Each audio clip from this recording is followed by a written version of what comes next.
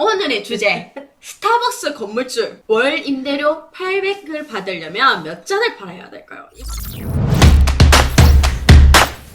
이거는 왠지 오늘 썸네일 보면서 막 한 번쯤은 궁금해해봤을 그런 이야기를 궁금한데 계산은 한 번도 안 해봤는? 그렇죠. 그래서 제가 자세한 이야기를 한번 읽어드리도록 할게요. 걸어서 맥도날드를 갈 수 있는 지역을 제가 맥세권이라고 했죠. 근데 이 맥도날드는 일반인도 점포를 낼 수 있는 반면에 스세권이라 불리는 스타벅스는 직영점으로만 운영하기 때문에 일반인 가맹점으로는 창업할 수 없는 프랜차이즈점입니다. 여기서 드는 의문이 있어요. 스타벅스가 되어 있는 데는 어떤 방식으로 산 거지? 어떻게 스타벅스 건물주가 된 거지? 라는 생각을 하시게 될 텐데요. 물론 지금 제가 봤을 때는 지금 조물주 위에 건물주가 있다고 얘기를 했는데 이 말처럼 스타벅스 같은 경우에는 건물주만 할 수 있다고 합니다. 특권이에요, 특권. 맞습니다. 물론 건물주가 직접 운영하는 것은 아니고요. 그러면 건물주는 어떻게 월 임대료를 버는 걸까요? 여기에 스타벅스 건물 들어서면서 제일 유명하신 분이 있어요. 연예인 개그맨 박명수 씨와 그의 아내 한수민 씨가 이 스타벅스를 건물에 유치시키면서 10억 이상이라는 시세 차익을 보게 된다는 그런 이야기가 사실 제일 유명하거든요. 건물의 가치를 높였다는 거지. 자, 그러면 창업이 어떻게 진행되는지에 대해서 알려드릴게요. 네. 스타벅스 공식 홈페이지에 보면 스타벅스는 개인이 운영하는 가맹점이 없습니다. 모든 매장은 본사에서 직접 운영, 관리하는 직영점으로만 운영되고 있습니다. 그렇죠. 따라서 개인이 투자, 운영하실 수 있는 가맹점, 체인점 형태는 불가함을 알려드립니다. 라고 명시되어 있다고 합니다. 신기하죠? 보통 프랜차이즈점이라면은 다 가맹점을 내주려고 하잖아요. 그렇죠. 근데 이렇게 직영점을 운영한다는 것은 스타벅스만의 성공 비결이 아닌가 싶기도 합니다. 왜냐면 가맹점인 경우에는 그냥 내가 이름만 빌려주고 자기들이 잘하든 못하든 신경을 쓰지 않는데 직영점 같은 경우에는 직원부터 시작해서 하나하나 다 교육을 시키는 걸로 제가 알고 있거든요. 자, 그러면 여기서 제가 팁을 알려드리겠습니다. 자, 이처럼 일반인에게 닫혀있는 스타벅스 창업이지만 건물주에게는 스타벅스 창업의 뒷문이 열려 있습니다. 그래서 이럴 때 어떻게 해야 되나? 그러면 바로 스타벅스에 입점 제의를 하시는 겁니다. 예를 들어 여러분이 건물주시다. 내가 스타벅스를 우리 건물이 좋으니까 입지도 좋고 위치도 좋아요. 한번 입점해보시면 어떨까요? 하고 제의를 드리는 겁니다. 이렇게 건물주는 스타벅스 공식 홈페이지에 입점 제의를 할 수 있으며 제의를 받은 스타벅스는 해당 건물 인근의 상권 등 조건을 따진 뒤 입점 가불가 할 건지 말 건지를 결정한다고 합니다. 스타벅스가 입점을 결정하면 일정 월세와 수수료 월세 두 가지의 임대 방식 중 한 가지를 선택하게 된다고 하는데요. 이 두 가지 임대 방식에 대해서 자세히 알려드리겠습니다. 자, 근데 여기서 궁금한 게 생겼어요. 임대 방식이라는 게 있는데 다들 월세 주거나 월세 받아보신 경험이 있으실 거란 말이에요. 네, 그래서 여기에는 신기하게 수수료 임대 방식이라는 게 있다고 합니다. 첫 번째, 이제 가장 쉬운 고정 월세. 네. 고정 월세 같은 경우에는 어떻게 하는 거죠? 보증금 좀 걸고 그 나머지 부분은 건물주하고 절충해가지고 월세를 주죠. 네, 그렇습니다. 그래서 스타벅스 건물 같은 경우 보증금 2, 3억 원에 월세 900에서 1,400만 원이라고 합니다. 한 달에 거의 900에서 1,400 정도 들어온다면 괜찮지 않나요? 좋죠. 심지어 보증금이 2에서 3억이라고 하니까 이거는 그래도 기본적으로 좋은 상권을 가지고 있는데 굉장히 싼 가격입니다. 그럴 수도 있겠죠. 10만 원 넘는 데도 많아요. 네, 그렇겠죠. 응. 근데 보증금이 2, 3억이면 보통 5년 계약을 하더라고요.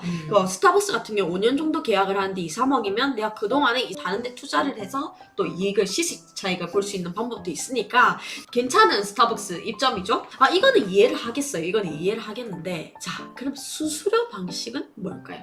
예를 들어서 만약 수수료율 17% 임대 계약을 맺고 들어온 스타벅스가 첫 달에 5천만 원, 둘째 달에 1억의 매출을 올렸다면 건물주는 첫 달에는 5천만 원 매출의 17%인 850만 원을 받게 되고요. 둘째 달에는 1억의 매출이 일어났기 때문에 그 17%인 1,700만 원의 임대료를 받는다고 합니다. 제가 이렇게 이야기를 했는데 말로만 들으면 17% 이렇게 얘기를 들으면 되게 좋아 보여요. 아, 그러면 여기서 호기심이 들었습니다. 즉 건물주가 수수료율, 임대료를 받기로 했는데 만약에 이 스타벅스가 과연 몇 잔 정도는 팔아줘야 내가 월 800 이상 받을 수 있을까라는 생각이 들게 되거든요. 몇 잔 팔아야 됩니까? 제가 상세하게 또 계산해 보았습니다.